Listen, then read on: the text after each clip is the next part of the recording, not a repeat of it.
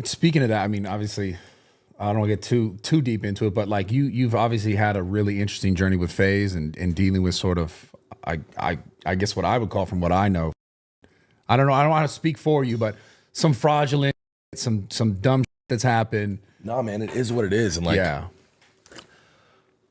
I'm as transparent as can be, open book. The Faze is as simple as this. It's a tale as old as time. We created Faze. Faze was created in 2010, right? That's insane. Like, it's even insane to say it out loud. It's insane. Well, that was also one of the first, we got to give Faze their credit where it's due. That was the first, I would say, like, group of creators who were really making this content thing a thing. Facts. And when you, I always say this, I even say this to like my new crack, like crypto team, you don't really ever want to be first. First gets like they really, really do. Even when you look at like the first original like YouTubers who were like cracking on like an S tier level. Yeah. Those guys like touched a bag and touched money and touched success, but nothing compared to what the S tier Logan Pauls of the world, KSIs of the world are. The ones who came out. You're going to exit billionaires. You know what I mean? And like the Ray William Johnsons and the Freds and the Niga Higas, like, I mean, I'd be surprised if any of those dudes ever touched millions of dollars, let alone billions, right? So when you're first, you don't really have a blueprint to work off of. You don't have anybody to lean on to for advice. And you kind of got to like figure it out as you go, right? Like build the plane as it's flying. And it's, like I said, a tale as old as time. Me and the other founders, like young kids, all we were concerned with, all we cared about doing was making videos, around playing video games, and kind of naturally building this like insane entity in Faze Clan, right? And you come across bad actors, and it just takes one, right? Somebody to sit down and take advantage of the fact and manipulate the fact that you don't know anything about business, legal, finance, and kind of pill you on this concept of like, you need me, you need this, you guys should do this. I've seen this. You know so what I'm saying? times. You're sitting there and like, you're like, well, I don't know about any of this, right? I was, 6 months ago, a broke, 22-year-old nobody living in my parents' house. Yeah. And I'm still like kind of broke. Like, I don't really know how to convert this crazy fire success thing that we got going on into money. So maybe I do need like this, right? And long story short, like, I don't know, this is something that not a lot of people know about, but my shares in Faze Clan were straight up stolen from me. Like, I didn't have my shares reissued back to me until right before we went public, because they had to, because we were about to go public. You know what I mean? So for a long stretch of time, I actually wasn't on the Faze cap table. It's like an original founder. Was that strategic on their part, or just shady? No, it's something happened. Like, one of the first guys that came into the company, and I can't name names because I'll get sued. It's just annoying. There'll be a tell-all at some point in my life. Like, this Faze is a movie. And I don't know how it ends yet. I'm hoping it's that, classic Disney Channel happy ending, off into the sunset. And I really think we have a real shot, but it's a movie. The first guy we ever met who, like, what I just described, you need this and you need that. We'll take you to the promised land. This is how it's done. I love you and I care about you and I just want to see you succeed. Realistically, this guy's just trying to sink his teeth in and suck everything he can out. God. That guy kind of played the whole divide and conquer game between me and the other founders. Took advantage of, like, I had this like crazy sicko mental break, and the day ones will remember it because it was documented. I was all over Snapchat during this time and tweeting out crazy, but I kind of lost my mind. I was in Europe for a little bit around about the Faze stuff. Just early. This was when I was like 24. So this would have been. Was it the girl stuff at the time? It was a combination of things. Yeah.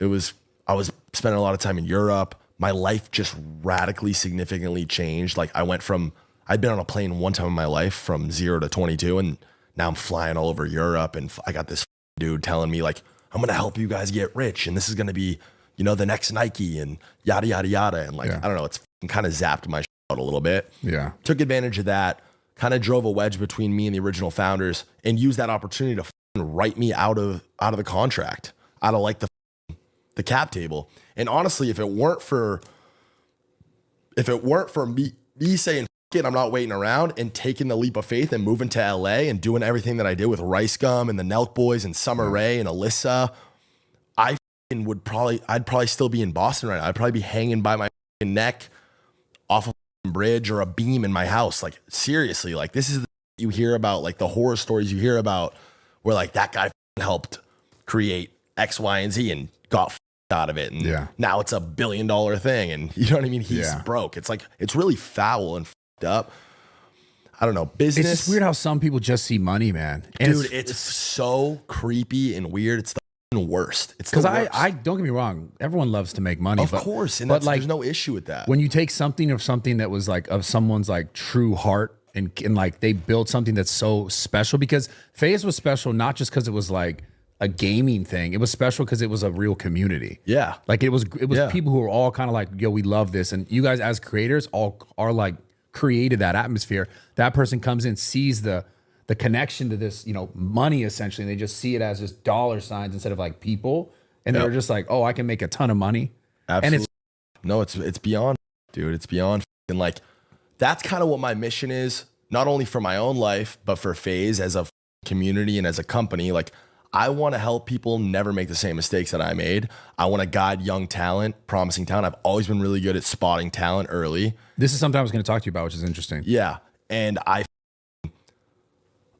feel safer these guys with me than anybody else because I am you. You know what I mean? Like you can go talk to some dude who's going to pill you on the fact that he worked at Interscope or did this or did that or helped break Eminem in the 90s. Right. Or you can work with somebody who really got through the whole process and genuinely is only interested in you making the right moves. You know what I mean? We can talk about business and breaking bread later. We're going to turn Faze into like a crypto company. Like, what's going on here? So there's no immediate and are we kicking out gamers? So genuinely, listen, this is my only priority with Faze Clan is to protect the brand at all costs. The brand has been mismanaged and hoarded out for so long and controlled by the absolute wrong people. We're finally in a spot where, thank God, Justin Kenna and Game Square have been such good faith partners and actors in just trusting the process.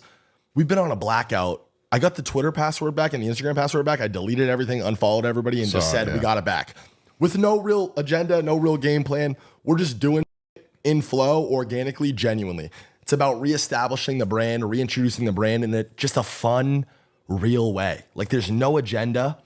I want to park the priority of like making money. And it gets complicated because we did just get acquired by a publicly traded company. And at the end of the day, like, that's the way it works. All anybody gives a about in the world of business is profit and loss, making money versus how much money you spend. And it's just the sad fact of how it works.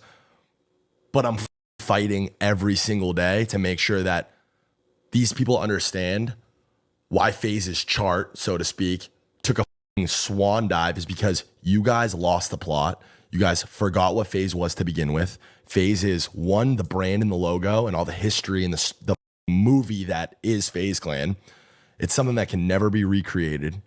It's a part of gaming history and internet history forever. Me and 3 of my friends met on Xbox with such pure intent.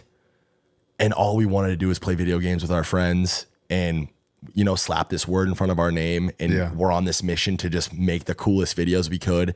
And it turned into this thing, like globally recognized, sick thing.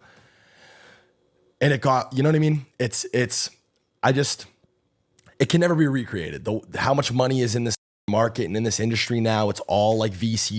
Like anytime anything has any sort of like shred of potential on the level that we had the potential, it's getting scooped up, it's getting bought out. You know what I mean? It's just getting put through that machine immediately.